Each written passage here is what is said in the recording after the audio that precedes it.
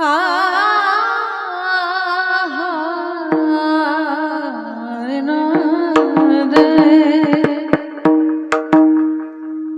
रूप पाहता लोचनी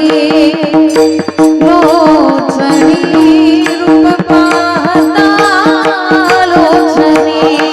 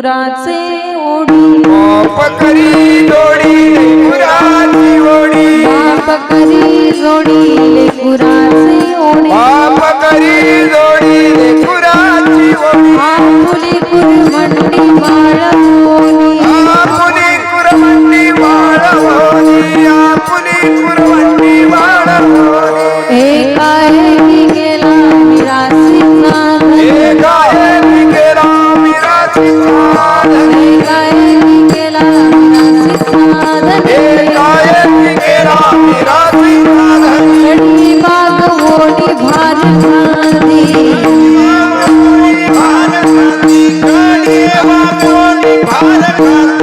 घालोनिया पाही डोळा अलंकार घालोनिया पाही डोळा अलंकार देवाला विठोर करुणिया एकाएकी केला मिरासीचा एकाएकी केला मिरासीचा कडी बागोनी भार खांदी म्हणे दिगंगानी काशी हात का म्हणे दिगंगानी काशी उदार जीवाशी आपुलिया एकाएकी केला मिरासीचा एकाएकी केला मिरासीचा कडी बागोनी भार खांदी विठो बार कुमाई बार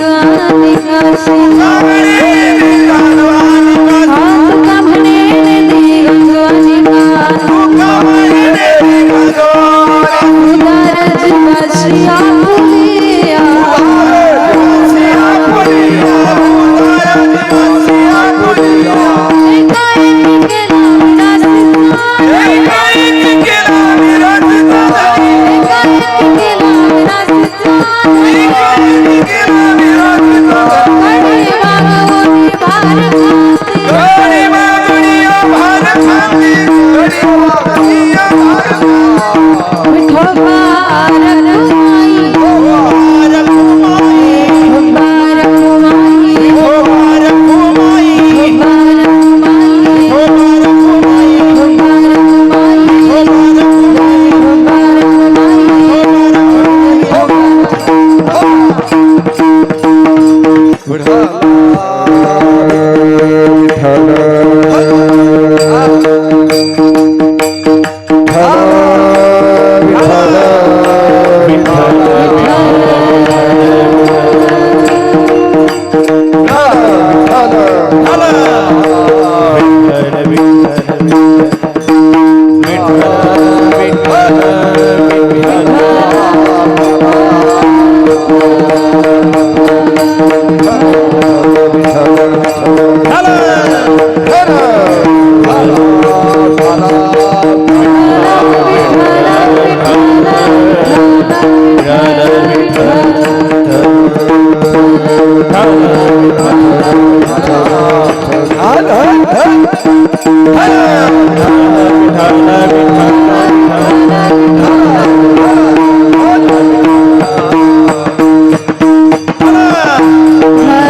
बार बाप करी जोडी लेकुराचे ओढी बाप करी जोडी लेकुराचे ओढी आपुली कुरवंडी माळवणी एकाएकी केला मिरासीचा धनी कडिये वागवणी भार खांदी घालोनिया पाही डोळा अलंकार ठेवा दावी थोर करोनिया एकाएकी केला मिरासीचा धनी कडिये वागवणी भार खांदी तुका म्हणे नेदी गंजू आणि काशी तुका म्हणे नेदी गंजू आणि काशी उदार जीवाशी आपुलिया एकाएकी केला मिरासीचा धनी कडिये वागवणी भार खांदी महायोग पीठे तडे भीमरत्या वरम पुंडली काय दादू मुनींद्राय समागत्यदिष्टं तमानन्दकन्दं परब्रह्मलिङ्गं वसे पाण्डुरङ्गं पाण्डुरङ्गाकारो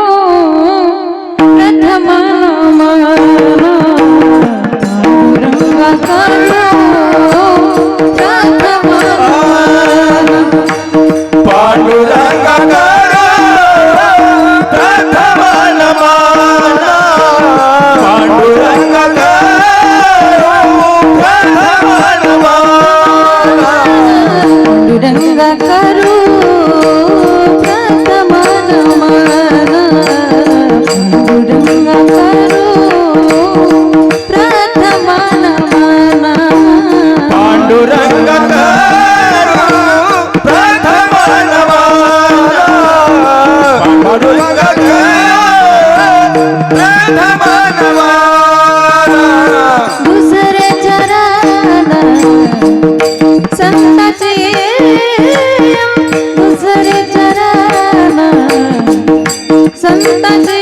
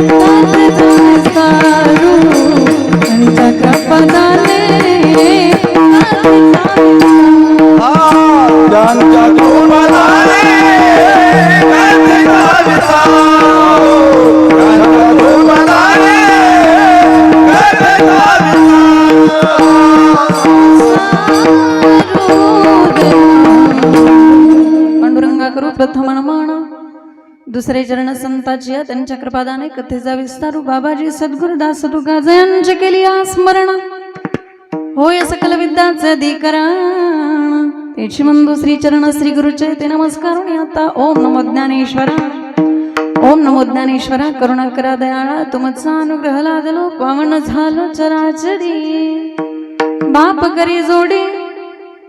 करी जोडी लेकुराचे ओढी आपुली कुरवंडी वाळोणी एकाएकी गेला मिरासीचा धनी कडिये वागवणी भार खांदी विठला विठला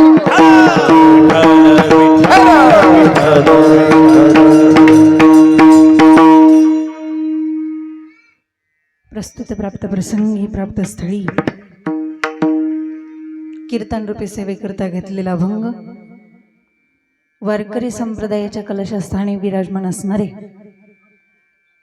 जगद्गुरु जगद्वंदनीय श्रीमंत श्री तुकोबाराय यांचा बापाचं अंतःकरण बापाचं प्रेम बापाची जबाबदारी वर्णन करणारा चार चरणाचा उत्कृष्ट असा अभंग आज या ठिकाणी सेवेसाठी विठाला विठाला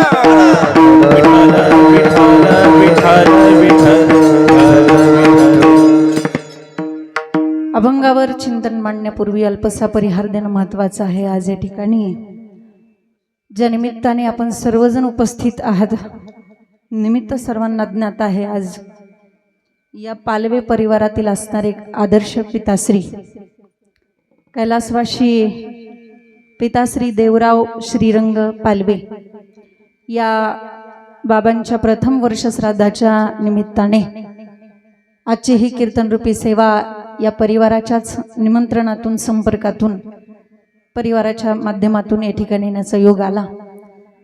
आणि या बाबांच्या पाठीमागं त्यांचा परिवार आहे, त्यांच्या पाश्चात असणारा त्यांचा मुलगा चिरंजीव, त्यांचा मुलगा आजीनाथ देवराव पालवे, तसेच त्यांच्या सुनबाई चंद्रभागा आजीनाथ पालवे, त्यांचे नातू जे महाराष्ट्र पोलिसात आहेत सागर आजीनाथ पालवे, तसेच त्यांचा दुसरा नातू गणेश आजीनाथ पालवे, त्यांच्या नाती सुवर्णा शिरगिरे, दीपाली सोलवणकर असे त्यांचे नाती आहेत. असा हा त्यांचा संपूर्ण परिवार आहे. आणि या परिवाराने आजच्या या वर्षश्राद्धाच्या निमित्ताने एक दिवसीय नाम महोत्सव सोहळ्याचं आयोजन केलं. या परिवाराचं कौतुक करावं तेवढं कमी आहे. आज या परिवाराने आजच्या ह्या कीर्तनासाठी खूप मोठा अट्टहास आणि खूप सुंदर असं नियोजन या ठिकाणी केलं. सुंदर असा मंडप आहे आणि सुंदर अशी माईक सिस्टीम आहे. कोणाची सिस्टीम?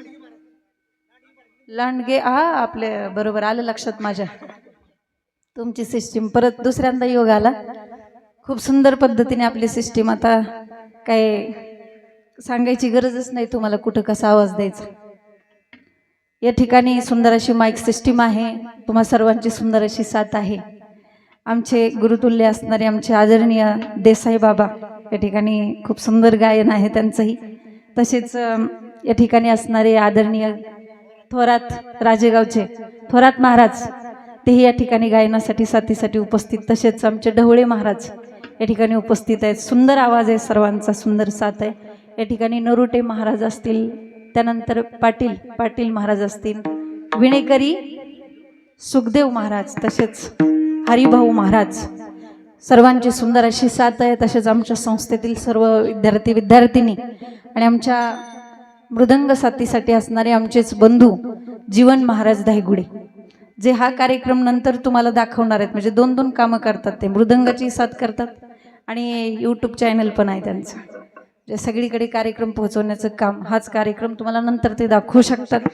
या ठिकाणी सुंदर असा हा परिवार आणि या परिवाराच्या या ठिकाणी विनंतीला मान देऊन आलेले सर्वच उपस्थित सर्व मंडळी, सर्व नातेवाईक, आप्तेष्ट, सगळे सोयरे, तुम्हा सर्वांची उपस्थिती, तुम्हा सर्वांची साथ आणि सर्वांच्या साथीने आपल्या कीर्तनाला सुंदर अशी सुरुवात. विठाल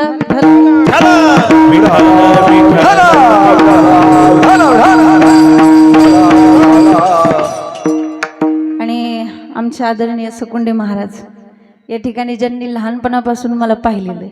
म्हणजे आपले वीरवाडी बरेच कार्यक्रम त्यांनी मला दिले. लहानाची मोठी झाली इथंच. लहानपणापासून एवढे असतानापासून कीर्तन ऐकतात माझे आणि आता तेच कीर्तन करायला लागलेत बरं का. खूप सुंदर अशा पद्धतीने या ठिकाणी खऱ्या अर्थाने सुंदर असं नियोजन आणि या निमित्ताला अनुसरून हा भंग सेवेसाठी घेतलेला आहे. एका बापाचं वर्षश्राद्ध आहे आणि एका बापासाठी आपण या मंडपामध्ये आलेलो आहेत. त्यामुळे बापाचंच वर्णन करणारा हा अभंग, जगद्गुरु तुकोबारायांचा हा सुंदर असा अभंग आज या ठिकाणी सेवेकरता मी निवडलेला आहे. आपण पाहतो तुकोबारायांच्या गाथ्यामध्ये जर आपण पाहिलं तर जवळजवळ 127 अभंग हे फक्त आईविषयी लिहिलेले आहेत. पण बापाविषयी काही 1-2च अभंग लिहिले. पण या अभंगातून महाराजांनी बापाचं संपूर्ण अंतःकरण सांगितलेलं आहे. बाप नेमका आपल्या लेकरासाठी करतो काय, तर बाप करी जोडी लेकुराचे ओढी. बाप आपल्या लेकरासाठी जोडी करतो, जोडी. बाप आपल्या लेकरासाठी एक वस्तू तो जोडी करतो, म्हणजे जमावून ठेवतो लेकुराचे ओढी. आणि हे करत असताना तो स्वतःच्या देहाचा सुद्धा विचार करत नाही. आपुली कुरवंडी वाळवणी, कुरवंडी म्हणजे हाडाची काड करतो, रक्ताचं पाणी करतो बाप. कोणासाठी? आपल्या लेकरासाठी. खूप काही कमवून ठेवतो आणि कमवून ठेवल्यानंतर त्या सगळ्या प्रॉपर्टीचा मालक तो मुलगा एका क्षणात होतो. त्यांनी काही जरी कष्ट नाही केलं तरी. एकी केला मिरासीचा धनी, कडी वागवणी भार खांदी. ज्या मुलाला लहान असताना कडेवरती वागून रानामध्ये कष्ट करावं, घाम गाळावं, आणि ज्या मुलाचं लहान असताना ज्या बापाने खूप कौतुक केलं, ज्या बापाने मुलाला कौतुकाने उचलून घेतलं, हे कौतुक मला असं वाटतं की जगात कोणालाच नसतं की जेवढं बापाला असू शकतं. म्हणून घालवून या पाही डोळा अलंकार, ठेवा दावी थोर करून या. बाप आपल्या लेकरासाठी देहाचा विचार तर करतच नाही, पण वेळ आली तर स्वतःच्या जीवाचा सुद्धा विचार करत नाही, त्याला बाप म्हणायचं. म्हणून तुकोबाराय म्हणतात, तुका म्हणे नेदी गंजू आणि काशी. जो स्वतःच्या जीवावरती सुद्धा उदार होऊ शकतो, उदार जीवाशी आपुलिया. जो स्वतःच्या जीवाचा सुद्धा विचार करत नाही आपल्या लेकरा पुढं. आणि प्रत्येक आई बापाला आपल्या लेकराच्या पुढं संपूर्ण जग शून्य असतं, आणि प्रत्येक लेकराला आपल्या आईबापाच्या पुढे हे संपूर्ण जग शून्य असतं. आणि म्हणून खऱ्या अर्थाने एका बापाचं प्रेम सांगणारा, बापाची जबाबदारी आणि बापाचं अंतःकरण सांगणारा हा अभंग सेवेकरता घेतला. विठाल विठाल.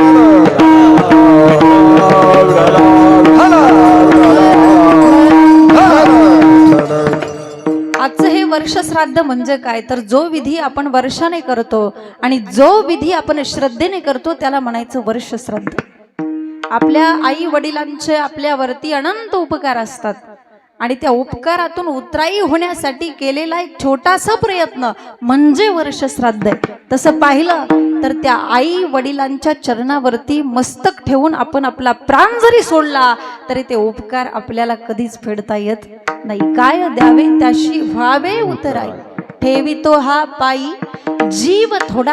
आणि म्हणून ज्या आई वडिलांनी आपल्याला लहानाचं मोठं केलं, आपल्याला चांगले संस्कार दिले, चांगलं वळण लावलं, चांगलं ज्ञान दिलं, महाराज ते आई वडील ज्या वेळेस आपल्या जीवनातून असे अचानकपणे निघून जातील ना त्यावेळेस मात्र खऱ्या अर्थाने तो व्यक्ती त्या मायेला त्या प्रेमाला पोरका झाल्याशिवाय राहत नाही. आपला बाप कितीही वयस्कर असू द्या, कितीही वयस्कर असू द्या, तो जर का आपल्या जीवनातून गेला ना तुमच्या मुखातून आपोआप उद्गार बाहेर पडतील की बापरे केवढा मोठा आधार गमावून बसलो मी. म्हणून बापाच्या श्रीमंतीला महत्व नसतं तर बापाच्या आधाराला महत्व असतं. शास्त्रामध्ये जी दोन तत्व सांगितली, एक पालनीय तत्व आणि दुसरं आधारणीय तत्व. पालनीय तत्व हे आईकडे आणि आधारणीय तत्व हे बापाकडे. मुलाचं पालन पोषण जी करते तिला आई असं म्हणतात, पण मुलांचा आधार जो असतो तो बाप असतो. विठ्ठल विठ्ठल.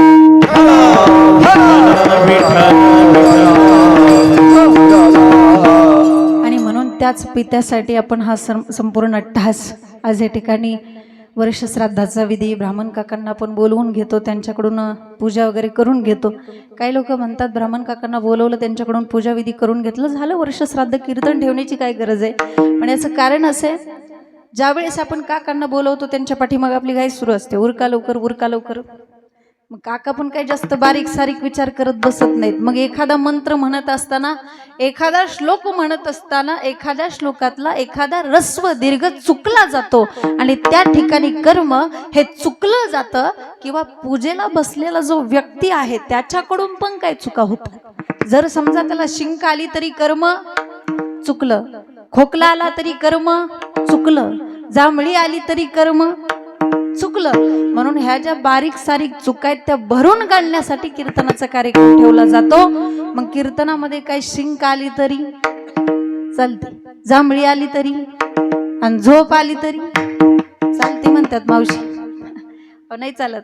कीर्तनामध्ये फक्त भाव लागतो. भाव बळे आकळे एरवी देवा,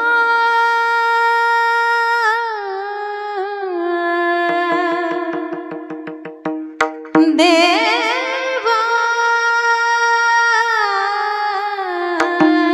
भावाचा भुकेला, देवा भावाचा भुकेला. वैकुंठ सोडोनी आला, वैकुंठ सोडो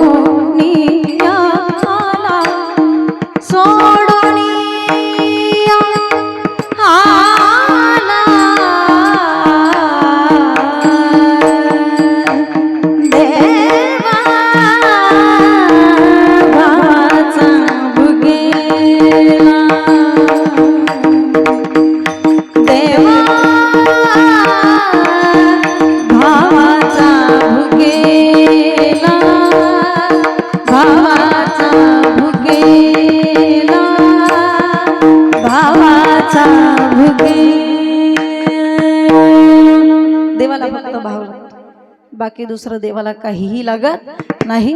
आणि त्यामुळे आज कलियुगामध्ये कलियुगी उद्धार हरीच्या नामे.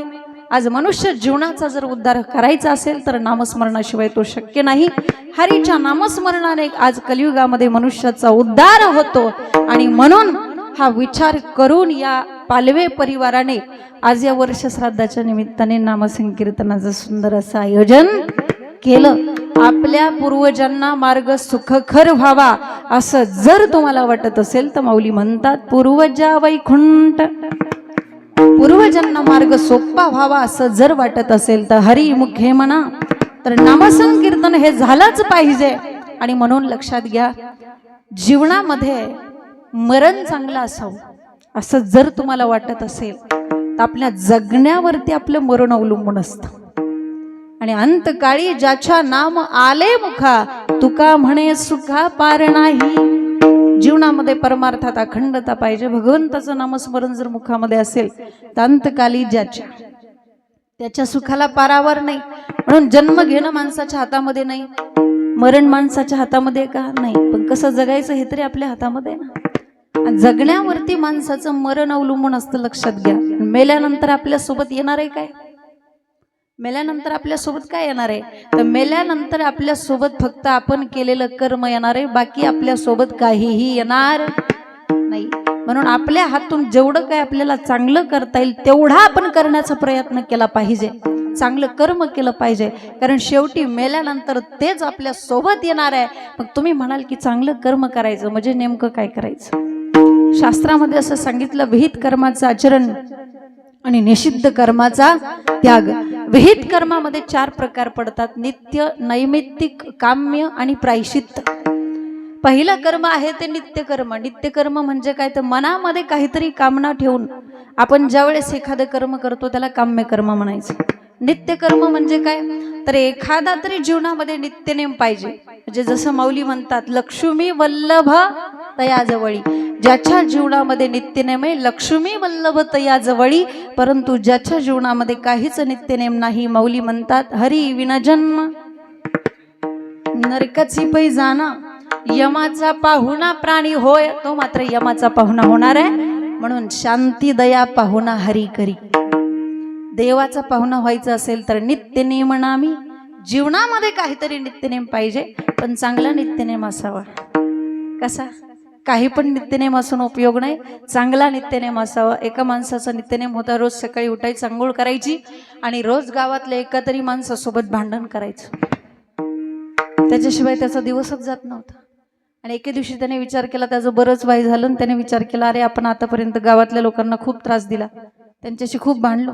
त्यामुळे त्याने एक चिठ्ठी लिहून ठेवली, अरे आतापर्यंत गावकऱ्यांना मी तुम्हाला खूप त्रास दिला, तुमच्याशी खूप भांडलो, आणि त्यामुळे मी मेल्यानंतर तुम्ही सगळ्यांनी माझ्या पायाला दावं बांधायचं आणि मला ओढत ओढत स्मशानभूमीपर्यंत न्यायचं, ही माझी शेवटची इच्छा आहे. अशी चिठ्ठी त्याने लिहून ठेवली.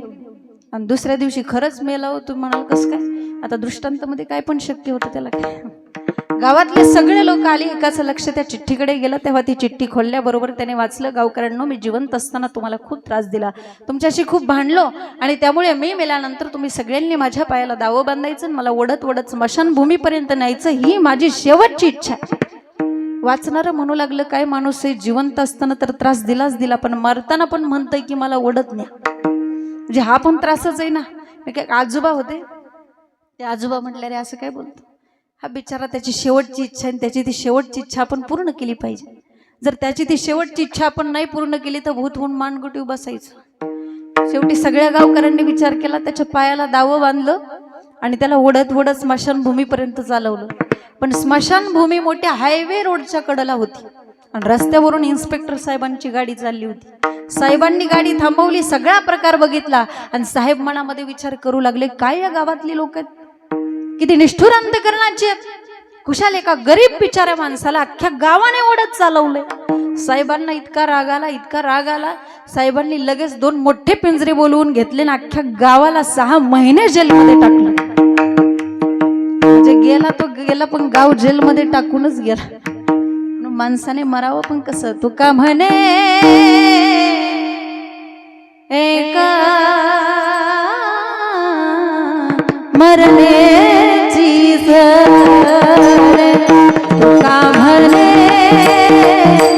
एका मरण्याची झर, तुका म्हणे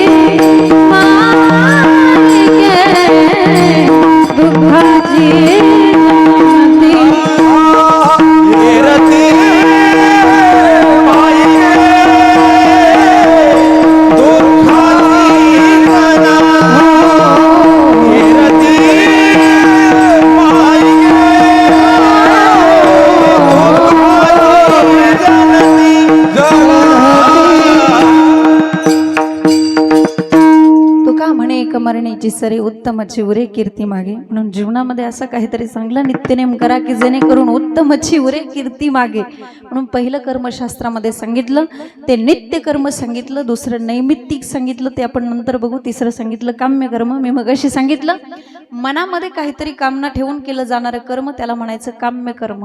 माता भगिनी, आपण जे श्रावण महिन्यातले 16 सोमवार करता, मनामध्ये काहीतरी इच्छा ठेवून करता, मनामध्ये काहीतरी कामना ठेवून करता, त्याला आपण काय म्हणायचं? काम्य कर्म म्हणायचं. त्यानंतर प्रायश्चित्त कर्म आहे. आता प्रायश्चित्त कर्म म्हणजे काय? तर प्रायश्चित्त कर्म म्हणजे आपल्या हातून अजाणतेपणाने एखादं पाप घडणं. म्हणजे आपण ते काय मुद्दाम केलं नाही पण चुकून. आता इथं तुम्ही प्रत्येक जण कीर्तनासाठी आला, कुणी पायी चालत आले, कुणी 4 व्हीलरमध्ये आले, कुणी 2 व्हीलरवरती आले, पण येत असताना चुकून तुमच्या पायाखाली किंवा चुकून तुमच्या गाडीखाली एखादी किडा मुंगी ही मरण पावलेली आहे, मग त्या ठिकाणी काय झालंय? पापच झालं ना. पाप का पुण्य? पापच झालं ना. बरं तुम्ही काय त्याच्यावरती मुद्दाम पाय दिलाय का? पण मुद्दाम पडला काय, चुकून पडला काय, पापच झालं ना. जुन्या काळातली लोक म्हणायची बघा, जुन्या काळातली लोक मांजर मारलं की कुठं जावं लागतं बाबा? काशीला. मग तिथं गेल्यानंतर एखादा वेदोक्त ब्राह्मण पाहावा लागतो, त्याच्या हातून होम हवन विधी पूजा वगैरे सगळं ते करून घ्यावं लागतं.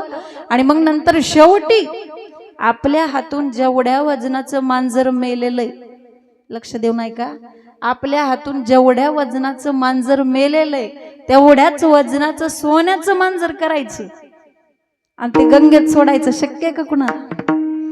आता तर शक्यच नाही. आता सोनं वाढतच चाललंय पण कमी नाही, आहे की नाही? त्यामुळे शास्त्र सांगतं तसंच करावं लागतं, त्याशिवाय त्या पापातून मुक्तता होत नाही. हे प्रायश्चित्त कर्म आहे. त्यानंतर नैमित्तिक कर्म आहे, म्हणजे जे कर्म आपण काहीतरी निमित्ताने करतो त्याला म्हणायचं नैमित्तिक कर्म. जसं की आपण देवाची काय करतो? देवाची जयंती करतात, संतांची पुण्यतिथी करतात, आणि माणसाचं वरिश्राद्ध नाही, वर्ष श्राद्ध. विठ्ठल विठ्ठल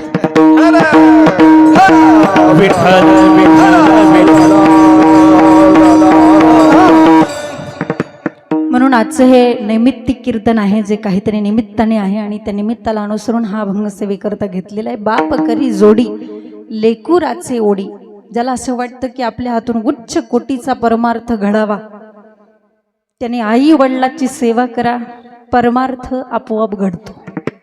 माय बाप केवळ काशी, त्याने न जावे तीर्थाशी. ज्याला आईबाप कळतात ना त्यांना देव आपोआप कळतो. ज्यांना आईबाप कळाले त्यांना देव कळाला, पण ज्यांना आईबापच कळत नाहीत ना त्यांना देव कळणं कठीण आहे. ज्याला असं वाटतं की देवाने आपल्यावरती प्रसन्न व्हावं, अगोदर तुम्ही तुमच्या आई वडिलांना प्रसन्न करा, देव तुमच्या आपोआप प्रसन्न होईल. कदाचित, लक्ष देऊ नाही का, कदाचित देव प्रसन्न झाल्यानंतर गेलेले माईबाप पुन्हा मिळतीलच का नाही याच्यात कुठेतरी शंका आहे. देव प्रसन्न झाल्यानंतर गेलेले माईबाप पुन्हा मिळणार नाहीत, परंतु आई वडिलांना प्रसन्न करा, देव तुमच्या आपोआप प्रसन्न होईल. हा महाराष्ट्राचा इतिहास. पुंडलिके काय केले, परब्रह्म उभे गेले. म्हणून जीवनामध्ये आई वडील असणं खूप महत्वाचं असतं. मी सांगितलं वडिलांचा आधार असणं आणि आईचं प्रेम जीवनामध्ये असेल तर त्या व्यक्तीला कुठल्याच गोष्टीची कमी नाही. आज कलियुगामध्ये अजून पण ज्यांचे मायबाप जिवंत आहेत त्याच्यासारखा श्रीमंत आणि त्याच्यासारखा मोठा माणूस ह्या जगामध्ये कोणताच नाही. कोणाला श्रीमंत म्हणता तुम्ही? ज्याच्याकडे आई वडील आहेत तो जगातला सगळ्यात मोठा श्रीमंत माणूस आहे. आणि म्हणून आई वडील जिवंत असताना त्यांना जपणं खूप महत्वाचं असेल. मी तुम्हाला सांगेल, काही लोक माझ्याकडे येतात, मला म्हणतात, ताई आम्ही एकदा तरी आमच्या आईच्या आमच्या वडिलांच्या गळ्यात पडून त्यांना सांगायला पाहिजे होतं की आमचं त्यांच्यावरती किती प्रेम आहे. मग का नाही सांगितलं? आम्हाला काय माहिती ते इतक्या लवकर जातील, इतक्या लवकर त्यांचा मृत्यू होईल. म्हणून विनंती असेल, एकदा का तुमचे मायबाप या मातीआड निघून गेले ना, कितीही आई आई करा, कितीही बाबा बाबा करा, मातीआड गेलेले आई वडील पुन्हा या नजरेला पाहायला सुद्धा मिळणार नाहीत. ते पाहायला मिळतील ते फक्त फोटोमध्ये. म्हणून विनंती असेल, आई वडिलांना प्रसन्न करण्याकरता काहीच लागत नाही, फक्त 2 प्रेमाचे आणि आपुलकीचे शब्द त्यांना लागतात. बाकी ते काही तुमच्याकडे 1-2 लाख रुपये मागत नाहीत. आमचे माऊली म्हणतात की म्हातारपणामध्ये आई वडिलांना गोड बोलणं हे म्हातारपणातलं टॉनिक असतं, टॉनिक. आणि ते टॉनिक जर तुम्हाला त्या आई वडिलांना म्हातारपणात देता येत नसेल ना, तर मला असं वाटतं की त्या मुलासारखा दुर्भागी मुलगा जगात कोणताच नसेल. माऊली म्हणतात का माता पितरे धड न बोली संसारी की विश्वची आदरे मूर्खू जैसा. जर धड संसारामध्ये जी मुलं स्वतःच्या आई वडिलांना नीट व्यवस्थित बोलू पण शकत नसतील ना, या मुलांचा संपूर्ण विश्व संपूर्ण जग जरी आदर करत असलं तरी ती मुलं मूर्खू जैसा. विठाला विठाला विठ्ठल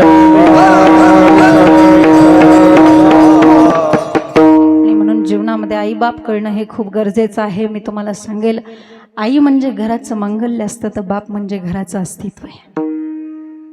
बाप म्हणजे घराचं अस्तित्व आहे. आईला जेवढं महत्व आहे संसारामध्ये तेवढंच बापालाही महत्व आहे. आई म्हणजे घराचा कळस आहे, पण बाप म्हणजे घराचा पाया आहे. दुर्भाग्य फक्त एका गोष्टीचं आहे, घरावरती झळकणारा कळस आम्हाला दिसतो, पण तो कळस ज्या पायावरती उभा राहिलाय त्या पायालाच आम्ही विसरून जातो, हे आमचं दुर्भाग्य आहे. मी तुम्हाला सांगेल, आई जीवनामध्ये प्रेम करते, बापही जीवनामध्ये प्रेम करतो, परंतु दोघांच्या प्रेमामध्ये काही फरक नाही. फरक फक्त एकच आहे, हृदयातलं प्रेम डोळ्यातल्या अश्रूंवाटे जी दाखवते तिला आई असं म्हणतात, आणि हृदयातलं प्रेम हृदयातच झाकून ठेवतो त्याचं नाव बाप आहे. झाकून प्रेम करतो त्याचं नाव बाप आहे. म्हणून जीवनामध्ये ह्या बापाचं प्रेम ओळखता आलं पाहिजे. बाप प्रेम दाखवत नाही म्हणजे बाप प्रेमच करत नाही असं नाही. उरामध्ये माया त्याच्या काळ्या मेघवानी दाखविना कधी कुणा डोळ्यातलं पाणी. झिजू झिजू संसाराचा गाडा हाकला, वटामध्ये हसू जरी कणा वाकला. घडीवर तू थांब जरा ऐक त्याची धापण, लई अवघड हाय गड्या उमगाया बापर, उमगाया बापर, लई अवघड हाय गड्या उमगाया बापर, उमगाया बापर. मुखी मुखी माया त्याची मुखी घाल मेला, लेकरांच्या पायी उभा जन्म उधळीला. आधाराचा बळ जणू वाकलं भाळ, तिच्या येला पाचोळा जिनरानो माळ, जिनरानो माळ. घडीभर तू थांब जरा ऐक त्याची धापण, लई अवघड हाय गड्या उमगाया बापर, उमगाया बापर, लई अवघड हाय गड्या उमगाया बापर, उमगाया बापर. बाप समजून घेणं खूप कठीण आहे. मला असं वाटतं की त्या बापाचं अंतःकरण समजून घेण्यासाठी आपल्याला सुद्धा तेवढं मोठं अंतःकरण करावं लागेल. बापाचं अंतःकरण म्हणजे समुद्रापेक्षाही मोठं असतं, समुद्रापेक्षाही. जसं समुद्रामध्ये किती जरी नद्या येऊन मिळत राहिल्या तरी समुद्र आपली मर्यादा कधीच ओलांडत नाही, कधीच ओलांडत नाही. अगदी घरातला जो बाप आहे ना, त्या बापाच्या अंतःकरणामध्ये घरातल्या सगळ्यांचे दुःख समाविष्ट करून घेण्याची ताकद असते. मग पत्नीचं दुःख असू द्या, मुलांचं असू द्या, बहिणीचं असू द्या, आईचं असू द्या, सगळ्यांची दुःख तो बाप ऐकून घेतो, पण स्वतःचं दुःख मात्र तो कधीच कोणाला सांगत नाही आणि त्याला सांगताही येत नाही, कारण तो घरातला कर्ता पुरुष असतो. जीवनामध्ये ह्या बापाला कधीतरी ओळखलं पाहिजे. बापाला जीवनात कधीच रडता येत नाही, हो कधीच रडता येत नाही. स्वतःची आई जरी वारली तरी त्याला रडता येत नाही. का? कारण बहिणींना आधार द्यायचा असतो. स्वतःचा बाप जरी वारला तरी त्या बापाला रडता येत नाही, कारण छोट्या भावंडांना जपायचं असतं. आणि स्वतःची पत्नी जरी अर्ध्यावरती सोडून गेली तरी अश्रूंना आवर घालावा लागतो पोरांकडे बघून. जीवनामध्ये बापाला कधीच रडता येत नाही, कधीच रडता येत नाही. जीवनामध्ये त्याचे अश्रू आपल्याला ओळखावे लागतील. तुम्ही तुमच्या वडिलाकडे बघा, एकदा तुम्ही तुमच्या बापाकडे बघा. त्याचं फाटकं बनियन बघितलं की कळतं की आमच्या नशिबाची भोकं त्याच्या बनियनला पडलेली आहेत. त्याचा दाढी वाढलेला चेहरा त्याची काटकसर दाखवतो. बाप मुलाकरता प्रत्येक सणाला नवीन ड्रेस घेतो, पण स्वतः मात्र घरातली जुनी कपडे वापरायला काढतो. त्याचं नाव बाप आहे. बाप मुलाला सलून मध्ये जाण्यासाठी पैसे देईल, मुलीला शॉपिंगसाठी पैसे देईल, पण स्वतः मात्र दाढीचा साबण संपला म्हणून अंघोळीच्या साबणाने दाढी खरवडतो. त्याचं नाव बाप आहे. आणि अनेकदा तो आजारी जरी पडला ना, पटकन दवाखान्यात जात नाही, हो आणि आजारपणाला तो मुळीच घाबरत नाही. तो घाबरतो कशाला? तर डॉक्टर आपल्याला एखादा महिना का होईना पण आराम करायला सांगतील याची त्याला भीती वाटते. का? पोरीचं लग्न, पोराचं शिक्षण अजून बाकी असतं, घरामध्ये उत्पन्नाचं दुसरं साधन नसतं, ऐपत नसते, आणि तरी पण पोराला बाहेर मोठ्या कॉलेजवरती ऍडमिशन घेऊन दिलं जातं आणि मुलाला बाहेर शिक्षणासाठी पाठवलं जातो. तो बाप दुसऱ्याच्या हितं मोल मजुरी करेल, दुसऱ्याच्या हितं सालानी राहील, पण आपल्या मुलाला शिकवल्याशिवाय तो बाप राहत नाही. जर महिन्याच्या प्रत्येक तारखेला साल घालून ज्या बापाने आपल्याला पैसे पाठवले, मला असं वाटतं की त्या बापाच्या कष्टाचं चीज आपण केलं पाहिजे. तारखेला पैसे येताच काही मुलं, सगळी नसली तरी काही मुलं मित्रांना परमिट रूम मध्ये पार्ट्या देतात. आणि ज्या बापाने पैसे पाठवले ना, त्याच बापाच्या नावाने एकमेकाला हाका मारतात, वडिलांचे टिंगल करतात. मी तुम्हाला सांगेल की बाप म्हणजे घराचं अस्तित्व आहे. बाप गेल्याशिवाय बापाची किंमत कळत नसते.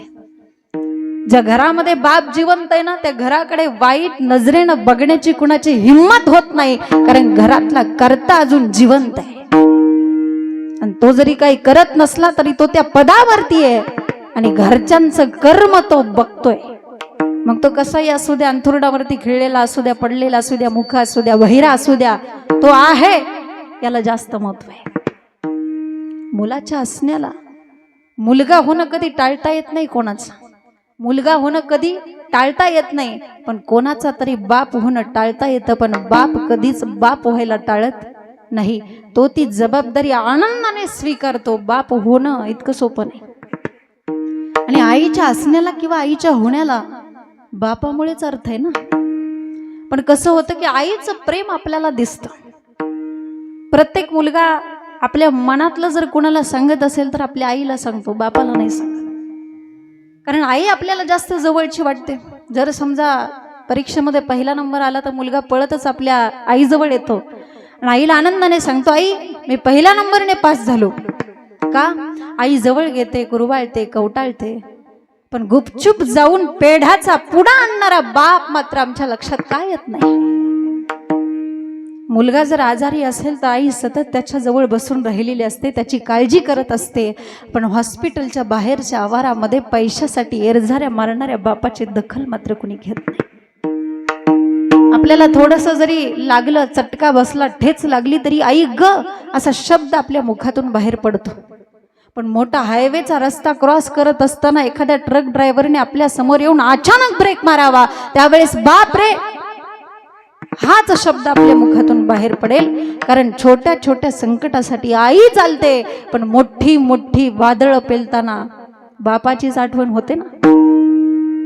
म्हणून हा बाप ना, जीवनामध्ये मुलीचं त्या बापाचं फार अतूट नातं असतं. कुठलाही बाप असू द्या, आपल्या श्रीमंत मुलीच्या घरी उभ्या उभ्या का होईना पण चक्कर मारून येतोच.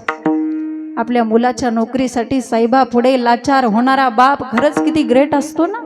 पण बापाचं महत्व कोणाला आणि किती कळतं. लहानपणीच वडील निघून गेल्यानंतर किती मोठ्या मोठ्या जबाबदाऱ्या किती लहान वयात पेलाव्या लागतात. एका एका वस्तूसाठी किती तरसावं लागतं हे बाप गेल्यानंतर कळतं. म्हणून बापाचं महत्व कळतं ते फक्त त्या घरापासून दूर असणाऱ्या त्या मुलीला. ज्यावेळेस मुलीचं लग्न होतं ना त्यावेळेस मुलगी पहिला फोन आपल्या वडिलांना करते आणि वडिलांचा बदललेला आवाज ती मुलगी एका क्षणात ओळखते आणि मग 17 प्रश्न विचारायला सुरुवात करते. मुलगी वडिलांना जाणते, मुलगी वडिलांना जपते आणि घरातल्या त्या बापाला इतरांनी सुद्धा असं जपलं पाहिजे ही केवळ बापाची थोडीशी अपेक्षा असते. बापाला असं वाटतं, आईला असं वाटतं की जे संकटातून आम्ही गेलो, ज्या दुःखातून आम्ही गेलो, ती संकट, ती दुःख, ते अडचणी माझ्या लेकराच्या वाटेला कधीच एवढेत. म्हणून जो बाप रात्रंदिवस कष्ट करतो आणि शेवटी जाताना काय नेता येतो त्याला सगळं काय आपल्या लेकरासाठी सोडून जातो. आणि म्हणून बाप आपल्या लेकरासाठी संपूर्ण तारुण्य कष्ट करतो. जगद्गुरु तुकोबाराय अभंगाच्या प्रथम